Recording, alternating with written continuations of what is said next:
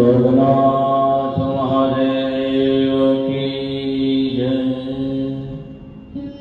बालकृष्ण लाल की जय। रामचंद्र भगवान की जय। कुलदेवी मात की जय। पवन सुत हनुमान की जय। अपने अपने गुरु महाराज की जय।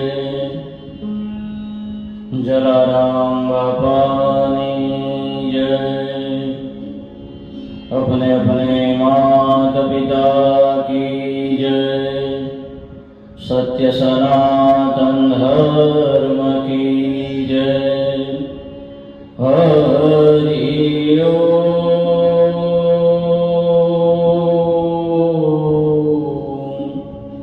नमः पार्वती पतये।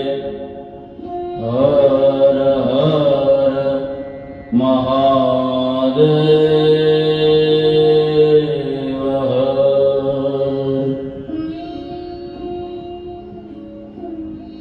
સૌને જય જગન્નાથ।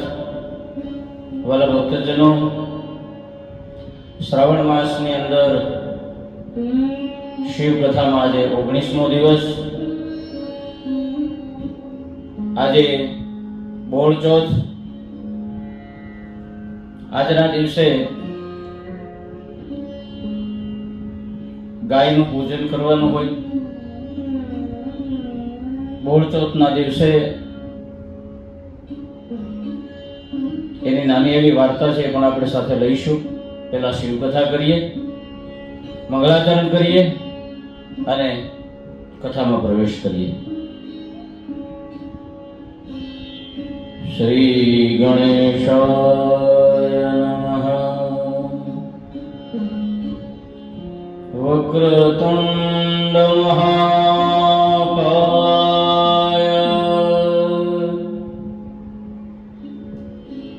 सूर्यकोटि समप्रभ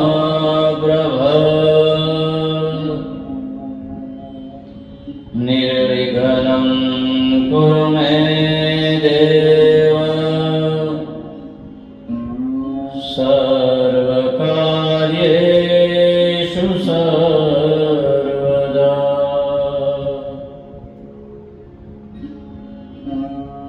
शुक्लां ब्रह्म विचार सार परमां माद्यां जगद व्यापिनी वीणा पुस्तक धारिणी अभयदां जाड्यान्धकार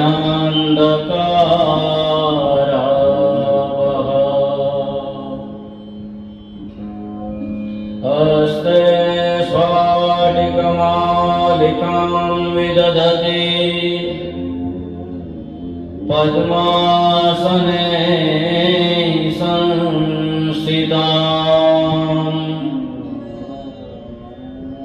वन्दे तां परमेश्वरी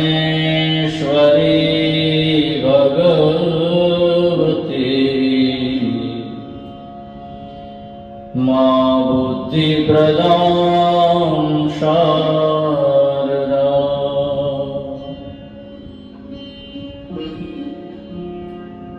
सर्वबाधा प्रशमनं त्रैलोक्याख्यखिलेश्वरी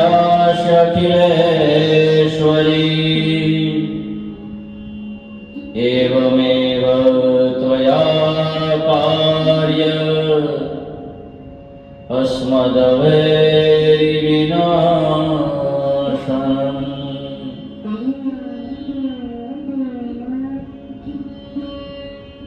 मंगलं भगवान् शंभो मंगलं वृषभध्वज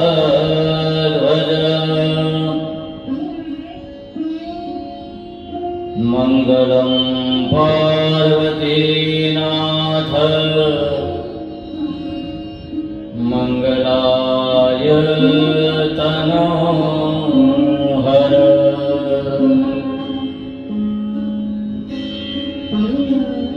આકાશાત પતિતોયમ યથા ગચ્છતિ સાગરમ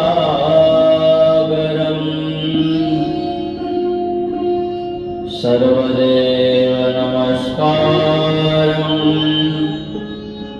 કેશવમ પ્રતિગચ્છતિ ગુરુર્બ્રહ્મા ગુરુર્વિષ્ણુ ગુરુર્દેવો મહેશ્વર ગુરુર સાક્ષાત પરબ્રહ્મ તસ્મૈ શ્રી ગુરુવે નમઃ.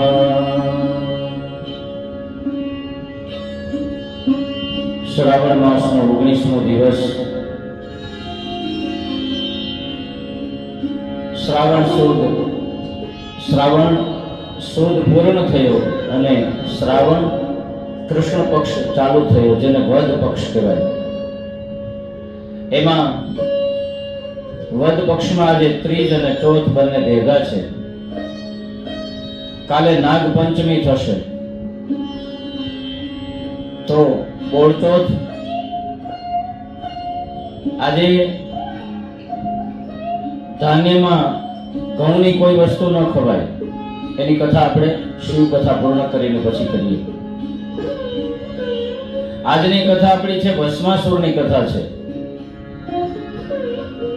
આ શિવ પુરાણની એક અદ્ભુત ઘટના છે. આ કથા આપણને બતાવે છે કે અહંકાર માણસનો કેવો વિનાશ લાવે અને બુદ્ધિ એ કેવી રીતે વિજય અપાવે. આ કથા નારદજી સંભળાવી રહ્યા છે. નારદજી દેવતાઓને કહે છે કે દેવતાઓ સાંભળો, ભગવાનનો એક ભક્ત પણ અસુર હતો અને અસુર હોવાના લીધે ભગવાન એના ઉપર કૃપાવંત થયા, પણ એની આસુરી શક્તિ નો વિકાસ થયો. એટલે જેને જેને શક્તિ મળી છે, જેને જેને પદ મળ્યું છે, એને અભિમાન આવ્યા વગર રહેતું નથી. તો આ રાક્ષસ કોણ? તો કે ભસ્માસુર. હિમાલયની પર્વતમાળા પાસે આ ભસ્માસુર રહે છે અને એને એમ થયું કે દેવોમાં કોઈ શ્રેષ્ઠ હોય તો એ મહાદેવ છે અને દેવોમાં કોઈ ભોળું હોય તો એ પણ મહાદેવ છે. જ્યારે તમે એને તપ કરીને પ્રસન્ન કરો અને તમે જે માંગો એ આપી દેવો કોઈ દેવ હોય તો એ મહાદેવ છે, એ ભોળિયો નાથ છે, એ શિવશંકર છે, એ જટાધર છે, એ સોમેશ્વર છે, એ જાગન્નાથ છે. ભસ્માસુર આ હિમાલયની પર્વતમાળામાં તપ કરવા લાગ્યો. ઘોર તપ કરી રહ્યો છે. તપ કરે છે પણ એનું હૃદય કપટી છે. છતાં પણ તપ એટલું બધું પ્રચંડ છે કે જેથી મહાદેવ પ્રસન્ન થાય છે. તપ કરતા ભસ્માસુરને મહાદેવ જગાડે કે જાગો જાગો ભક્ત જાગો. ભસ્માસુર વિચારમાં પડી ગયો કે મહાદેવ પ્રસન્ન થયા.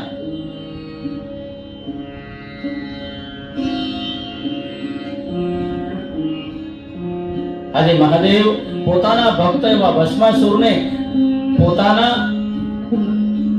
હાથ પકડીને ઊભો કરે છે કે ભક્ત, તમે અઘોર તપ કર્યું છે અને તમારી આ તપશ્ચર્યાથી હું પ્રસન્ન થયો છું.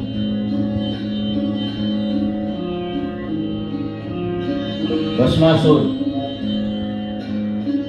મનમાં થનગનાટ, હૃદયમાં કપટ ભાવ, એટલે કહે છે કે જલ્દી જલ્દી માગી લઉં, કદાચ શિવ કંઈક બીજી કોઈ એવી લીલા કરે અથવા તો એવું કંઈ કરે કે જેથી કરીને હું ભૂલી ન જાઉં. પ્રથમ તો મહાદેવના ચરણોમાં વંદન કરે.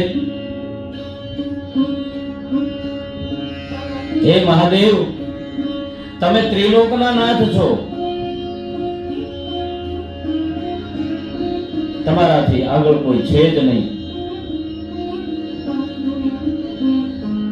તમે હતા, તમે છો ને તમે જ રહેશો.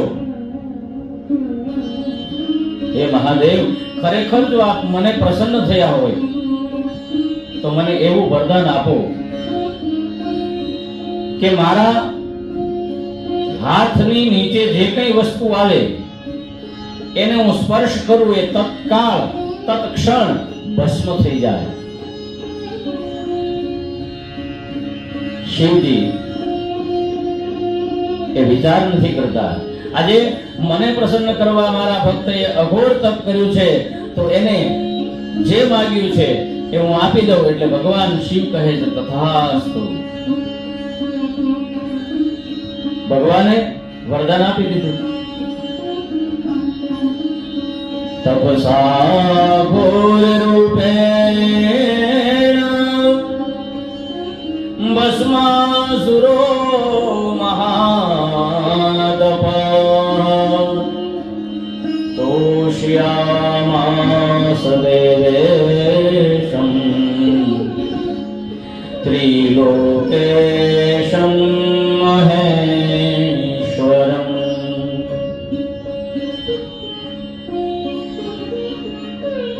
ભગવાન શિવે વરદાન આપી દીધું.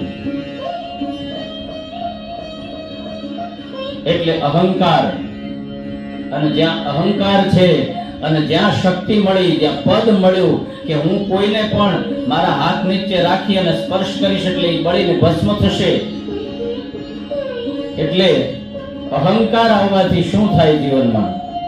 આપણે થોડા દિવસ પહેલા એક નાનું એવું ભજનની એક લાઈન ગાઈ હતી, તો એ જ ભજન આજે પૂર્ણતઃ સાંભળીએ.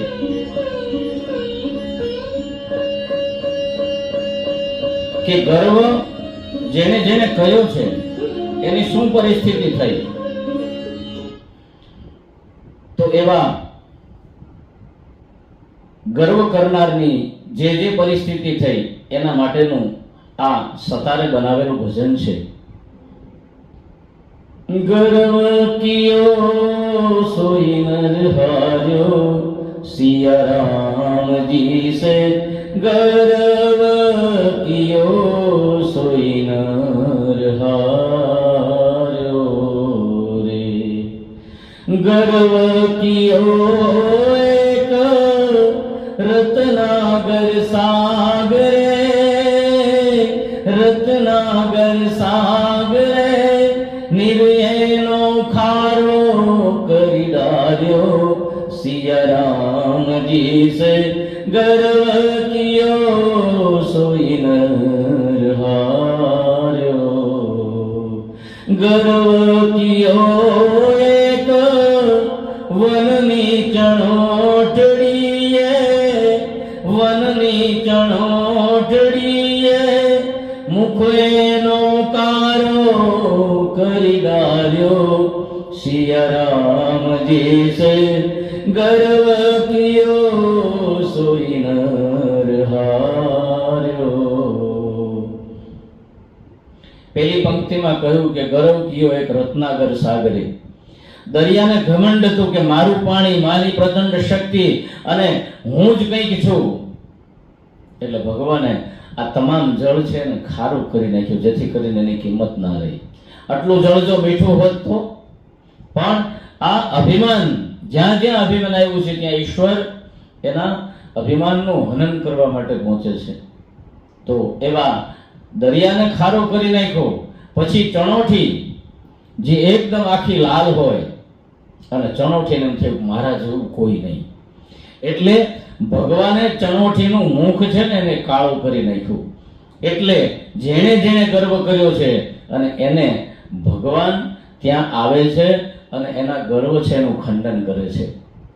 ત્યાર પછીની લાઈન, ગર્વ કિયો એક ચકવાને ચકવીએ, હે ચકવાને ચકવીએ, રે નવિયોગ કરી ડાર્યો, સિયારામજી સે ગર્વ કિયો સોઈ નર હાર્યો. ગર્વ કિયો જબ અંજની ના જાયા, અંજની ના જાયા, પાવેનો ખોડો કરી ડાર્યો, સિયારામજી સે ગર્વ કિયો સોઈ નર હાર્યો.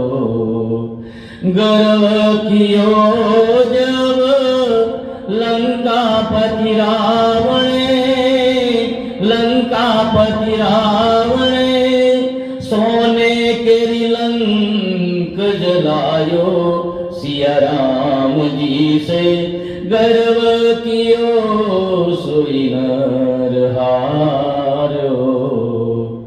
કહત કબીરા સુન ભાઈ સાધો, સુન મેરે સાધો, શરણે આવ્યો વાંકો તાર્યો, સિયારામજી સે ગર્વ કિયો સોઈ નર હાર્યો. એ ગર્વ કિયો સોઈ નર હાર્યો, સિયારામજી સે ગર્વ કિયો સોઈ નર હાર્યો. સતારજી આ ભજન દ્વારા સમજાવે છે કે જેને જેને ગર્વ કર્યો છે, જેને જેને અભિમાન કર્યું છે, એનું આ દુનિયામાં ક્યાંય ચાલ્યું નથી. થોડા સમય માટે એને લાગે કે હું જ કંઈક છું, પણ ભગવાન એના અભિમાનનું ખંડન કરે છે. એક ચકલી અને ચકો, ચકવી અને ચકવા એટલે ચકોર પક્ષી, એની પ્રીતમાં એને અભિમાન હતું. એટલે ભગવાને એને રાત્રિ દરમિયાન વિયોગ સર્જી દીધો. એને બંનેનું મિલન થાય પણ દિવસ દરમિયાન થાય, રાત્રે એ બંને મળી ન શકે. ભગવાને એક વિયોગ આપી દીધો, જેથી કરીને એનું જે અભિમાન હતું કે અમારા મિલન જેવું કોઈનું મિલન નથી, તો એમાં પણ એના અભિમાનનું ખંડન થયું. ત્યાર પછી જેનું નામ છે હનુમાન, જે માનને હણી નાખે છે, પોતાને તો ક્યાંય અભિમાન છે જ નહીં, છતાં પણ આ સૃષ્ટિમાં, આ બ્રહ્માંડમાં હનુમાનજીને પણ એક વખત સેજ અમથું અભિમાન આવી ગયું. ગર્વ કિયો જબ અંજની જાયાએ, પાવ એનો ખોડો કરી ડાળ્યો. લક્ષ્મણજી મૂર્છિત છે. રાવણની સાથે યુદ્ધ દરમિયાન અને સંજીવની બુટી લેવા માટે હનુમાનજી જાય. પહાડ હાથમાં છે, બુટી કઈ છે એને ખબર નથી, અને એ ત્યાંથી લઈને નીકળે. મનમાં સેજ માત્ર વિચાર આવ્યો કે આજે હું ન હોત તો પ્રભુનું શું થાત.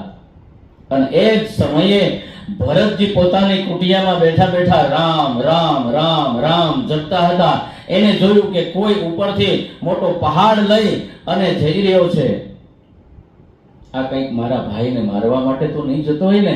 એટલે ફણા વગરનું બાણ આ ભરતજીએ છોડ્યું, હનુમાનજીના ડાબા પગમાં વાગ્યું અને ડુંગરા સહિત હનુમાનજી પડ્યા. પડતાની સાથે બોલ્યા હે રામ. એટલે હનુમાનજી છે એ પણ સેજ ખોડો પગ થયો, એટલે સેજ લંગડા ચાલે છે, એટલે એને લંગડે મહારાજ પણ કહેવામાં આવે છે. અને ત્યારથી આ હનુમાનજી છે ને એને તેલ ચડે છે. આપણે હનુમાનજીને આખા નવડાવીએ છીએ, પણ હનુમાનજીના ડાબા ગોઠણા ઉપર આ તેલનો માલિશ કરવાનો, જેથી કરીને એ પડ્યા હતા એ સમય એમને વાગ્યું હતું, એટલા માટે થઈને હનુમાનજીને તેલ ચડે છે. અને સિંદૂર એટલા માટે ચડે છે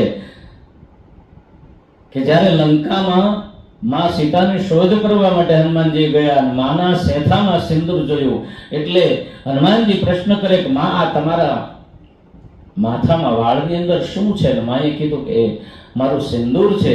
તો કે સિંદૂર શા માટે છે? તો કે સિંદૂર એટલા માટે છે કે મારા પતિ રામ છે અને એ મને બહુ ગમે છે. એટલે હનુમાનજીએ કીધું કે જો ખાલી માં તું સેંથો પૂરતી હોય અને તારી શોધ માટે જો રામ આટલો બધો મને અહીં મોકલતો હોય તો હું આખો સિંદૂરથી રંગાઈ જઈશ. અને એટલા માટે હનુમાનજી છે આખા સિંદૂરથી રંગાયેલા છે.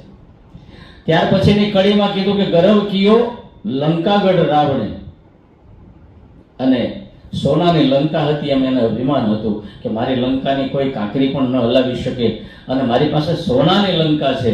એ લંકા હનુમાનજીએ સળગાવી દીધી. કબીર કહે છે, કબીરનું ભજન છે શરૂઆતમાં, સોરી મારી ભૂલ થઈ, સતાર નહીં પણ કબીરજીનું ભજન છે. અને કબીરે કીધું કે સોનોભાઈ સાધુ, જે જે શરણે આવ્યો છે એને ભગવાને તાર્યો છે. મૂળ કથામાં આવીએ, ભગવાને શક્તિ આપી દીધી ભસ્માસુરને, અને શક્તિ મળતાની સાથે જે હૃદયમાં કપટ હતું એ બહાર આવ્યું. ભસ્માસુર કહે છે, પ્રભુ આવો, તમે જે શક્તિ આપી છે એ કામ કરે છે કે નહીં એની પરીક્ષા કરવા માટે હું આ હાથ તમારા ઉપર જ ધરું. જો જેની પાસેથી વરદાન મેળવવું છે એનો જ નાશ કરવો છે. આપણે પણ એવા છીએ જેની પાસેથી શીખીએ છીએ, જેના ઘરમાં ખાઈએ છીએ, જેના થકી આપણે કંઈક ઉજળા થયા છીએ, એ જ વ્યક્તિનું આપણે ખંડન કરવા માટે તત્પર હોઈએ છીએ. એ જતો રહે એટલે પીઠ પાછળ એની જ બુરાઈ શરૂ કરીએ છીએ. હંમેશા જેનો રોટલો ખાધો હોય, જેના આંગણે આપણે ઉતર્યા હોઈએ, જેના થકી જીવનમાં આપણને કંઈક પ્રેરણા મળી હોય, જેના થકી આપણે કંઈક ઉજળા બન્યા હોય, એવી વ્યક્તિને કોઈ દિવસ કોઈ પણ પ્રકારે તરછોડાય નહીં અને કોઈ દિવસ એની નિંદા કે કુથલી કરાય નહીં. હવે અહીંયા મહાદેવની ઉપર હાથ રાખવા માટે ભસ્માસુર દોડે, મહાદેવ છે એ ભાગવા લાગ્યા છે. કૈલાસ પર્વત ઉપરથી મેરુ ઉપર ગયા, મેરુથી વિંધ્યાચલમાં ગયા, વિંધ્યથી હિમાલય. આ દેવતાઓ છે બધા ભયભીત થવા લાગ્યા. સતેન વરદાનેન મોહિતા રમ્ય ભાગત ભસ્મીકરોમિ ત્વામ ઇત્યુક્ત્વા સકૃતો ભવ. દેવતાઓ કહે છે કે હવે આ શું થશે? મહાદેવ છે એ ડરતા નથી, એ ધારે તો ખાલી માત્ર હાથ આમ કરે ત્યાં ભસ્માસુર જેની ભસ્મ થઈ જાય. છતાં પણ પોતાનો ભક્ત છે, પોતે આપેલું વરદાન છે અને એને સાચું કરવા માટે થઈ અને મહાદેવ ભાગ્યા છે. મહાદેવ એનાથી ડરતા નથી, મહાદેવ એને રોકી શકે છે. માત્ર ત્રીજું નેત્ર ખોલે તો એની શું તાકાત છે કે મહાદેવજીની પાછળ દોડી શકે? ખાલી ત્રિશૂળ આમ કરીને ઉભા રહે તો પણ એની શું તાકાત છે કે મહાદેવની પાસે જઈ શકે? પણ ભગવાન કહે છે કે જેને હું આપું છું ત્યાર પછી હું પણ ફરતો નથી. આપ્યા પછી જે વચન મેં આપ્યું છે કે તું કોઈના ઉપર હાથ રાખીશ તો એ ભસ્મ થશે. અને એ વરદાન ભગવાન આપ્યા પછી પાછું નથી લઈ લેતા કે તે હવે મારા ઉપર પ્રયોગ કરવાનો કર્યો છે, જા આ વરદાન હવે ખોટ થાય, નહીં થાય. બધા જ દેવતાઓ મળી ભગવાન વિષ્ણુની પાસે ગયા અને કહ્યું કે મહાદેવે વચન આપ્યું છે ભસ્માસુરને, હવે ભસ્માસુર મહાદેવની પાછળ પડ્યો છે, શિવજી તો એ વરદાન પાછું લેવાના નથી. તો હે વિષ્ણુ પરમાત્મા, શાંતાકારમ ભુજગશયનમ પદ્મનાભમ સુરેશમ વિશ્વાધારમ ગગનસદૃશમ મેઘવર્ણમ શુભંગમ લક્ષ્મીકાંતમ કમલનયનમ યોગ વિજ્ઞાનગમ્યમ વંદે વિષ્ણુ ભવભયહરણમ સર્વલોકૈકનાથમ. હે વિષ્ણુ, હવે આ ભયને તમે દૂર કરો. વિષ્ણુજી મંદ મંદ મુસ્કાતા કહે છે કે હા ચાલો જરૂર. એટલે તરત ને તરત ભગવાન વિષ્ણુએ એક સ્ત્રીનું રૂપ ધારણ કર્યું ને એ મોહિની સ્વરૂપ ધારણ કર્યું. અને એવું રૂપ છે, આહા, કોઈ પણ જોવે એટલે એના રૂપથી અંજાઈ જાય. આપણે શરૂઆતમાં કથામાં એક લાઈન બોલ્યા કે અહંકારથી મેળવેલી શક્તિનો નાશ થાય અને બુદ્ધિથી વિજય થાય. હવે ભગવાન વિષ્ણુએ પોતાની બુદ્ધિથી એને હરાવવા માટે મોહિની રૂપ લીધું. મોહિનું રૂપ લઈ અને વિષ્ણુ ભગવાન જે ભસ્માસુર શિવજીની પાછળ પડ્યો હતો એની વચ્ચેથી ઊભા રહ્યા. ભસ્માસુરે મોહિનીના દર્શન કર્યા એટલે એના રૂપથી અંજાઈ ગયો. એક ક્ષણ માટે ભૂલી ગયો કે હું મહાદેવની પાછળ આ વરદાન સાચું છે કે ખોટું એની પરીક્ષા કરવા મહાદેવ પાછળ જાઉં છું. આ રૂપની અંદર માણસ મોહાઈ જાય. આજે ભસ્માસુર છે આ દેવીને મોહિનીને જોઈ એમની પાસે ગયો એટલે મોહિનીને તો એટલું જ જોઈતું હતું. ભગવાન વિષ્ણુએ એટલે તરત પ્રશ્ન કર્યો, ઓહો હો, અરે મહાબલી ભસ્માસુર, આ શિવને તું ભસ્મ કરવા માટે નીકળ્યો છે એ જ તું? ભસ્માસુર કે હા. તમને ખબર છે? હા.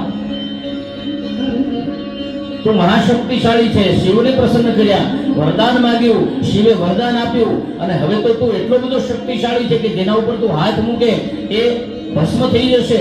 હવે દુનિયામાં તારા જેવું તાકાત વાળું કોઈ નથી. જો જ્યારે જ્યારે પણ માણસના વખાણ કરવામાં આવે ને ત્યારે માણસ પોતાનું લક્ષ્ય ચૂકી જાય છે અને ભૂલી જાય છે પોતે શું કરવા માટે નીકળ્યો છે. વખાણ કરતા કરતા અને મોહિનીના રૂપમાં અંજાયેલો એ ત્યાં ઊભો છે અને આ મોહિની જે કંઈ કહી રહી છે એ બધું સાંભળે છે. એટલે મોહિનીએ પોતાની બુદ્ધિ વાપરીને કહ્યું કે ખરેખર તું શક્તિશાળી છે તો હું જે સંગીત સાથે નૃત્ય કરું છું એ નૃત્ય તું કરી શકે ખરો? અને એમાં હું જે અભિનય કરું છું એ દરેક અભિનયની તારાથી નકલ થાય ને તો હું તને શક્તિશાળી માનું. નહીતર તો તું ભસ્માસુર વરદાન મેળવ્યું હોવા છતાં પણ મારા જેવું તો ન કરી શકે તો તું કાંઈ નથી. મોહિનીના રૂપમાં અંજાયેલો પોતાના વખાણ સાંભળેલા અને એમાં વળી પાછો પોતાને એક પ્રતિકારના રૂપમાં દેવીએ મોહિનીએ પડકાર્યો કે તું શક્તિશાળી હોવા છતાં મારા જેવું નૃત્ય ન કરી શકે. નૃત્ય ચાલુ થયું. આ મોહિની ભગવાન વિષ્ણુ નૃત્ય કરતા કરતા કરતા કરતા ઘડીક હાથ આમ કરે, ઘડીક હાથ આમ કરે, ઘડીક આમ કરે. એમ કરતા કરતા પોતાનો જમણો હાથ છે એ વિષ્ણુ ભગવાને મોહિનીએ પોતાના મસ્તક ઉપર રાખી અને મસ્તકે અડાડ્યો અને એ રાક્ષસ છે એ મોહમાં અને પોતાના વખાણ સાંભળીને ભાન ભૂલી ગયો કે આ મારો જમણો હાથ મૂકવાથી હું પણ ભસ્મ થઈ જઈશ. પોતાનો જમણો હાથ આજ ભસ્માસુરે માથે રાખ્યો અને એ જ ક્ષણે ભસ્માસુરને જે વરદાન મળ્યું હતું એનાથી એ પોતે ભસ્મ થયો.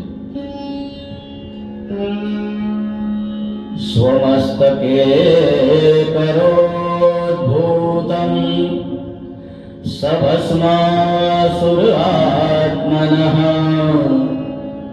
ભસ્મીકૃતોથ જગતાં નિઃશ્વાસો નિઃસમીરિતઃ.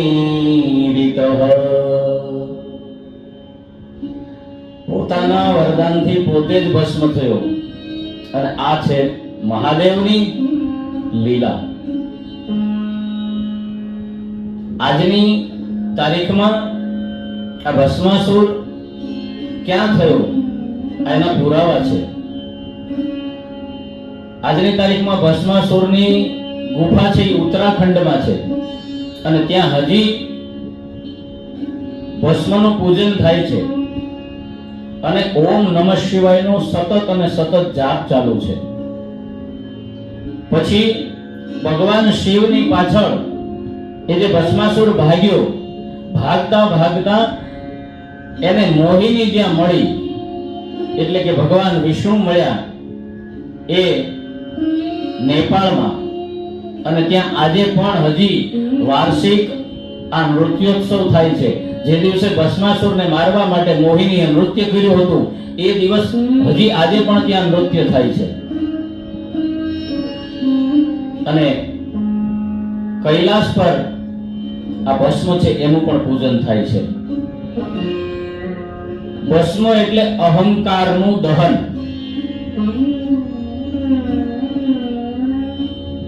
રાખ આપણે કહીએ છીએ ને, જિંદગીમાં સરવાળો માંડજો, અંતે તો લાકડાન છાણા રે જરા સરવાળો માંડજો. આ સરવાળે મીડા મંડાણા રે જરા સરવાળો માંડજો. જિંદગીમાં કેટલું કમાણા રે જરા સરવાળો માંડજો. આખરે રાખ થાય છે. ભસ્મ ભસ્મ એટલે અહંકાર, અહંકારનો નાશ. એટલે હજી કૈલાસ પર પણ એ ભસ્મનું પૂજન થાય. પછી કાઠમંડુની અંદર પશુપતિનાથનું જે મંદિર એવું છે ત્યાં પણ ભસ્મની આરતી થાય છે. અને આપણા ઉજ્જૈન મહાકાલની અંદર પણ ભસ્મની આરતી થાય છે. ગમે તેટલી શક્તિ હોય એ વિનય વગર વિનાશ લાવે છે. ભક્તિ શુદ્ધ હૃદય વાળી હોવી જોઈએ તો જીવનમાં કોઈ તકલીફ પડતી નથી. આજની કથાને અહીંયા પૂર્ણ કરીએ. કાલે ફરીથી પાછા મળીશું. આ કથાને શેર કરો, સબસ્ક્રાઇબ કરો અને દરેક જીવ સુધી આ શિવની કથાને પહોંચાડો. સૌને જય જાગનાથ.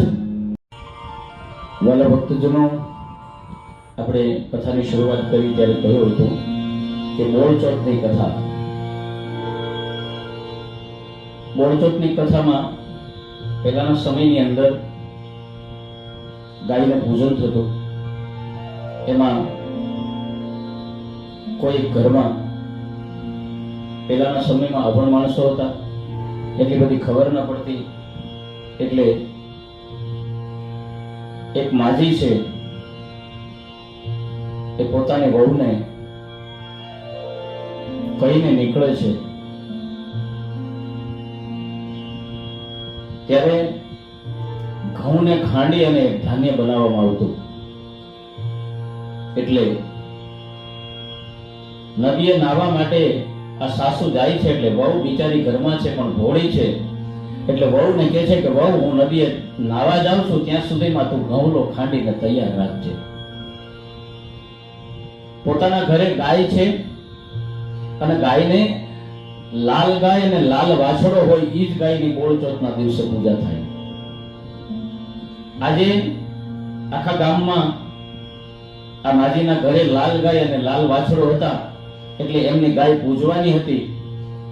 એટલે આ માજી વહુને કહે છે કે બેટા તું ઘઉંલો ખાંડી રાખજે, હું નદીએ નાહીને હમણાં પાછી આવું છું. વહુ છે એ ભોળી છે. પોતાના ઘરે ગાય છે, એનો જે વાછડો છે એનું નામ પણ ઘઉંલો હતું. એને ખબર નહોતી કે ઘઉંને ખાંડવાના. સાસુ નદીએ ગયા. પાછળથી વહુએ કહ્યું કે સાસુ હમણાં આવશે. એટલે ઉતાવળથી એને પોતાની ગાયનો જે વાછડો ઘઉંલો હતો એને કાપ્યો છે, એને ખાંડણીયામાં ખાંડ્યો છે અને એક માટલું ભરી અને એને ચૂલા ઉપર મૂક્યો છે. સાસુ નદીએથી નાઈને પાછા આવે. ગાય ભાંભરે છે, વાછરડો જોવા ન મળ્યો. એટલે સાસુ પૂછે છે કે બેટા, આ આપણી ગાયને આજે પૂજવાની છે, ગામ આખું ભેગું થશે આપણા ઘરે, ગાયને પૂજવા માટે આવશે, આ વાછરડો ક્યાં ગયો? તો કે બા, તમે તો કઈ ગયા હતા કે હું નદીએ નાવા જાઉં છું, ત્યાં સુધીમાં પાછી આવું ને ત્યાં તું ઘઉંલાને ખાંડી રાખજે. એટલે મેં માંડ માંડ કાપ્યો અને માંડ માંડ ખાંડ્યો. બા, હવે વહુને બિચારીને કાંઈ ખબર નથી કે આ ઘઉંલો એટલે મને ઘઉં ખાંડવાના કીધા હતા. એને તો બિચારીએ વાછડાને કાપીને ખાંડી નાખ્યો. તો ક્યાં નાખ્યો? તો કે એ ચૂલા ઉપર માટલું મૂક્યું છે. સાસુમાં બધું સમજી ગયા. બિચારી બહુ ભોળી છે, હવે શું કરવું? હવે સાંજે આખું ગામ આપણા ઘરે આવશે, શું જવાબ આપશું? સાસુ સમજેલી હતી એટલે વહુની ઉપર ગુસ્સો નથી કર્યો, પણ એ માટલું લઈ અને પોતાના ઘરનો તમામ કચરો ભેગો થાય ને એ જ્યાં નાખતા હોય એને ઉકરડો કહેવામાં આવે. વહુને કીધું કે માટલું ઝૂલેથી ઉતાર, કોઈને ખબર ન પડે એમ આપણે આપણા ઉકરડામાં દાટી દઈએ અને સાંજે જે થવાની હશે એ થશે. ઉકરડામાં માટલું દાટી દીધું છે. ગાય છે એને ભાંભરતી હતી એટલે છોડી મૂકી છે. ગાય ધણમાં ગઈ છે. આખા ગામની ગાયો એક સાથે ગોવાળ ચરાવવા લઈ જતો હોય એને ધણ કહેવામાં આવે. સાસુ ને વહુ બંને બેઠા છે, રડે છે, ભગવાનને પ્રાર્થના કરે છે કે અમારાથી અજાણતા ભૂલ થઈ છે, અમને ખબર નથી. હે પરમાત્મા, અમારું રક્ષણ કરો. કોઈ પણ કાળે આ ગામ ભેગું થશે અને સાંજે ગાય પૂજવા આવશે, અમે એને શું જવાબ આપશું? બોળચોથના દિવસે આ ગાયનું પૂજન થાય. સાસુએ જમ્યા નથી. સાંજના 4:30 જેવો સમય થયો એટલે જે પેલું ધણ છે એ ગોવાળ લઈને પાછો આવે. આ ગાય છે દોડતી દોડતી આવી છે. અહીંયા સાસુ ને વહુની કરુણ હૃદયથી કરેલી પ્રાર્થના, અને એ પ્રાર્થનાથી ઈશ્વર રાજી થયો. અને રાજી થયો એટલે શું કર્યું ઈશ્વરે? આ ગાય ધનમાંથી આવી એટલે આવતાની સાથે એને ઉકરડામાં શિંગડાથી માથું મરાવ્યું અને પેલું જે માટલું આખું પેલા વાછડાને કાપીને એમાં જે દાટ્યો હતો એ માથું ભરાવતાની સાથે માટલું ફૂટ્યું, એમાંથી વાછડો નીકળ્યો અને માટલાનો ગોળ કાંઠો છે એ વાછડાની ડોકમાં રહી ગયો. વાછડો તો ગાયને બચ બચ બચ ધાવવા લાગ્યો છે. ગામના બૈરાઓ ગાય પૂજવા માટે ભેગા થયા. એ ડોશીમાની જે ખીડકી છે એને સાંકળ ખખડાવે એ માડી આ ગાયને વાછડો ધાવી જશે બધું દૂધ, અને આપણે ગાય પૂજવાનો સમય થઈ ગયો છે, ખોલો તમારો આ દરવાજો. સાસુ ને વહુ બંને જણા મૂંઝાણા કે આ ગામને ખબર પડી ગઈ છે ને આપણી આ લોકો ટીકા કરે છે. ભગવાનને પ્રાર્થના કરી, ભગવાન હવે શું કરશું? બંને રડે છે. પણ આ ગામના બૈરાઓ ધીમે ધીમે વધારે ભેગા થવા લાગ્યા અને બધા કહે છે કે બેન, આ વાછડાના ગળામાં હાર હોવો જોઈએ, આ માટલાનો કાંઠલો કોણે નાખ્યો? એટલે સાસુ કહે છે, જો તો બેટા, આ આપણા દરવાજાની તિરાડમાંથી આ લોકો મશ્કરી કરે છે, શું છે સાચું? સાસુ વહુ ભાઈ ઊભા થાય, પોતાની જે બેલી ખીડકી હતી એ ખીડકીમાંથી જોવે છે તિરાડમાંથી, તો પોતાની ગાય છે ને પોતાનો ઘઉલો એવો વાછડો છે, એ વાછડો ગાયને ધાવી રહ્યો છે. સાસુ વહુ ભગવાનને પ્રાર્થના કરતા કરતા ખુશ થવા લાગ્યા. હે મારા નાથ, તમે અમારી લાજ રાખી. દરવાજો ખોલ્યો, ગાયને વાછડો અંદર આવ્યા. આખા ગામને સાસુઓએ સાચી હકીકત જણાવી દીધી કે આજ અમારાથી ભૂલથી આ વાછડાને ખાંડી નાખવામાં આવ્યો હતો, પણ આ ઈશ્વર, આ પ્રભુ, આ ભગવાનની દયાથી એ વાછડો છે એ પાછો સર્જીવન થયો છે, એટલે આજથી હવે ઘઉં નહીં રાંધવાના. બોળચોથના દિવસે એટલા માટે ખાલી બાજરો ખવાય છે. ઘીસોડાનું શાક, તુરિયાનું શાક, બાજરાનો રોટલો, બાજરા રોટલા ઉપર ઘી ચોપડવાનું અને એમાં ખાંડ નાખીને ખાવાનો રિવાજ છે.